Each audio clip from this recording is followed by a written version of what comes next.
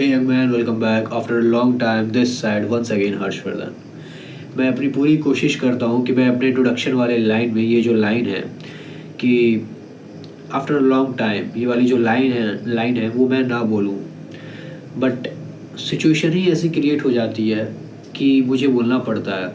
Well guys, video का main topic ये नहीं है। मेन टॉपिक ये है कि इस साल को ख़त्म होने में सिर्फ और सिर्फ 2 महीने बचे हुए हैं एंड इस 2 महीने को और किस तरीके से प्रोडक्टिव और कैसे और बढ़िया प्रोडक्टिव बनाया जा सकता है, इस वीडियो में हम लोग यही बात करेंगे। एंड आई नो गाइस, तुम लोगों को यही लग रहा होगा कि इस वीडियो में मैं वही रिपीटेटिव कंटेंट्स के बारे में बात करूँगा जो कि बाकी यूट्यूबर्स, बाकी कंटेंट क्रिएटर्स बात करते हैं।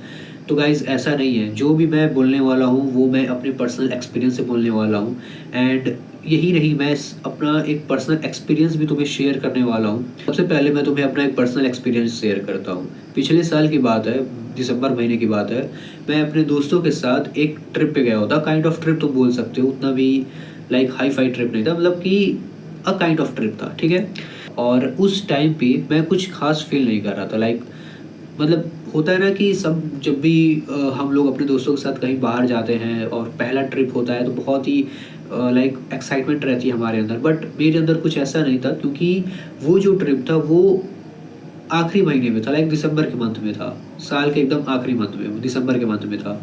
तो वो जो साल था, लाइक 2024 की मैं बात कर रहा हूँ, तो 2024 का जो साल था वो मेरा बहुत ही बेकार गया था। और जिसकी वजह से मैं उस साल के आखिरी महीनों में, आखिरी दिनों में मैं बहुत ही डिप्रेस्ड था, बहुत ही स्ट्रेस था। क्योंकि जो भी मैंने रिज़ोल्यूशंस बनाए हुए थे वो सभी इनकम्प्लीट थे, सभी अधूरे थे। इसीलिए मैं इस वीडियो को बना पा रहा हूँ, क्योंकि मुझे पता है कि तुम लोग कैसा फ़ील कर रहे हो। तुम लोग भी सेम उसी तरीके से फ़ील कर रहे होगे जैसा कि मैं 2024 में मैं फ़ील कर रहा था। वेल, मुझे उस टाइम कुछ पॉइंट्स के बारे में नहीं पता था। अगर पता होता तो शायद मैं अपने बचे हुए दिन भी बहुत ही अच्छा बना पाता। खैर कोई बात नहीं, मैं तुम्हें बता देता हूँ जिससे कि तुम अपना ये जो बचा हुआ दिन है इसे तुम और बढ़िया बना सको, ठीक है। अब देखो गाइस, जो पहला पॉइंट है वो है क्लैरिटी। अब देखो, मुझे पता है कि तुम्हें ये जो क्लैरिटी वर्ड है, यही सुनकर तुम्हें पता चल गया हो कि मैं किस चीज़ के बारे में बात करने वाला हूँ। मतलब कि सिंपल सी बात है क्लैरिटी के बारे में, लेकिन ऐसा नहीं है गाइस। मैं तुम्हें एक एग्जांपल से समझाता हूँ कि लाइफ में जो क्लैरिटी है उसका होना कितना ज़रूरी है।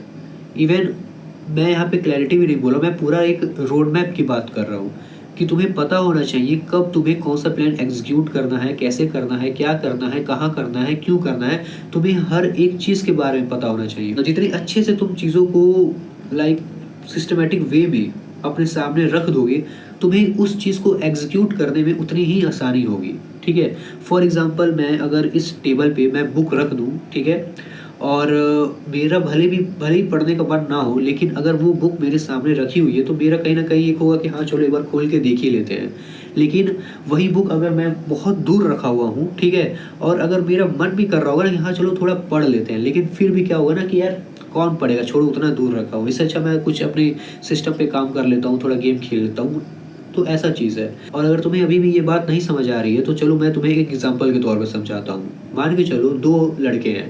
पहले का नाम है रोहन और दूसरे का नाम है आदर्श। ये दोनों ही बहुत ही अच्छे दोस्त हैं और नए ईयर पे, ठीक है, 1 जनवरी 2026 को मान लेते हैं। 1 जनवरी 2026 को ये दोनों ही मिलते हैं, ठीक है, पार्टी-सार्टी करते हैं। तो जो रोहन है वो आदर्श से ये बोलता है कि भाई चलो इस साल जमकर मेहनत करते हैं और अच्छा खासा पैसा बनाते हैं। तो आदर्श बोलता है कि ठीक है भाई, कोई बात नहीं, करते हैं। तो जो रोहन है वो कहता है कि ठीक है, एक काम करते हैं, एक स्पेसिफिक अमाउंट जो है वो टारगेट पे रखते हैं और उतना कमाने की कोशिश करते हैं। तो आदर्श कहता है कि ठीक है, कोई बात नहीं, बहुत अच्छा आइडिया है। तो जो रोहन है वो 10 लाख रुपीस का पूरा वो टारगेट रखता है कि हाँ, इस साल के आखिरी तक, मतलब कि 31 दिसंबर 2026 तक उन दोनों को ही 10 लाख रुपीस कमाना है, ठीक है।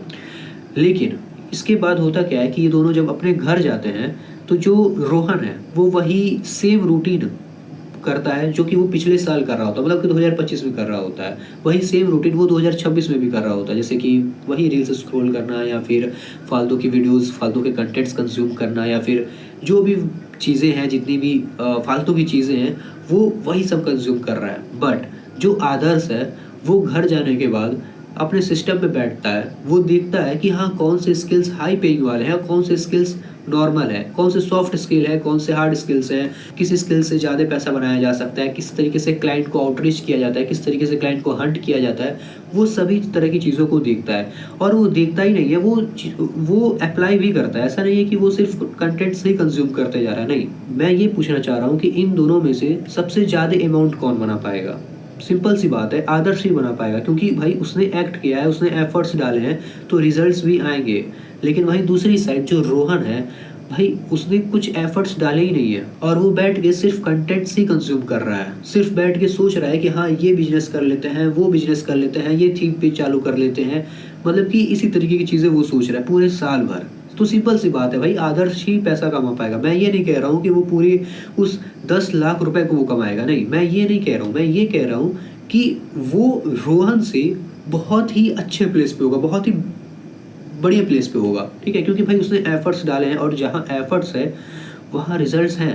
पॉइंट नंबर 2 है प्रायोरिटी। एक बार पता चल जाने के बाद कि करना क्या है, लाइक लाइफ में क्लैरिटी आ जाने के बाद अब तुम्हें पता करना है कि चीज़ों को प्रायोरिटाइज कैसे करना है।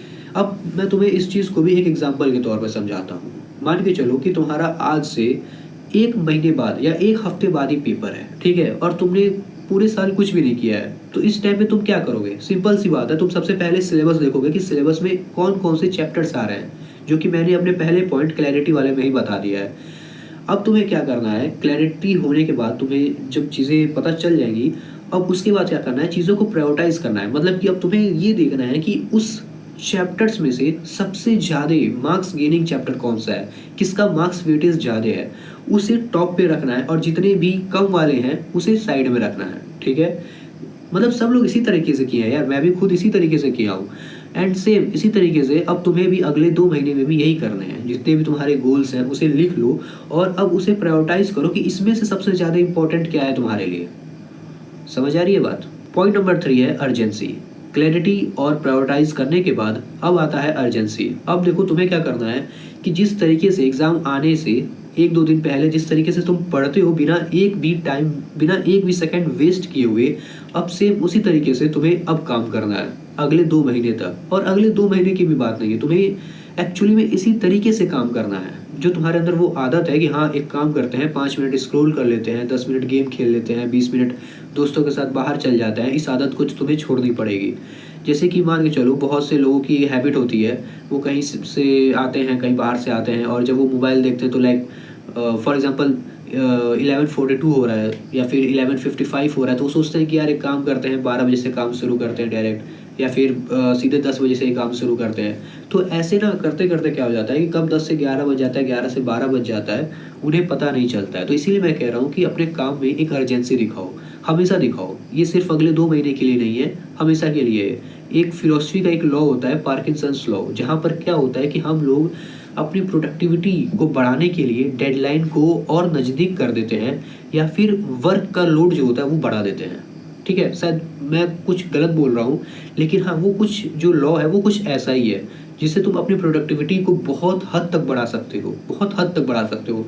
इवन मैंने भी ट्राई किया है, जब भी मुझे कोई वीडियो एडिट करनी होती है या कोई चैप्टर पढ़ना होता है, तो फॉर एग्जांपल अगर उस चैप्टर को, उस वीडियो को एडिट करने में अगर मुझे 2 घंटे लगेंगे, तो मैं क्या करता हूँ कि अपने दिमाग में एक उससे पहले डेडलाइन बना देता हूँ कि लाइक मुझे इस वीडियो को 1 घंटे में ही एडिट करना है। इससे क्या होता है कि मेरी जो प्रोडक्टिविटी लेवल है वो कहीं ना कहीं बहुत ही इन्हांस हो जाती है, बहुत बढ़ जाती है। सेम इस चीज़ को भी तुम्हें अपने लाइफ में अप्लाई करना है, जो कि है अर्जेंसी को। सो आई होप गाइस कि तुम्हें समझ आ गया होगा कि अगले 2 महीने तुम्हें करना क्या है। पहला जो पॉइंट है वो है क्लैरिटी, दूसरा जो है वो है प्रायोरिटी, तीसरा है अर्जेंसी। आज के लिए सिर्फ इतना ही। This side Harshvardhan signing out.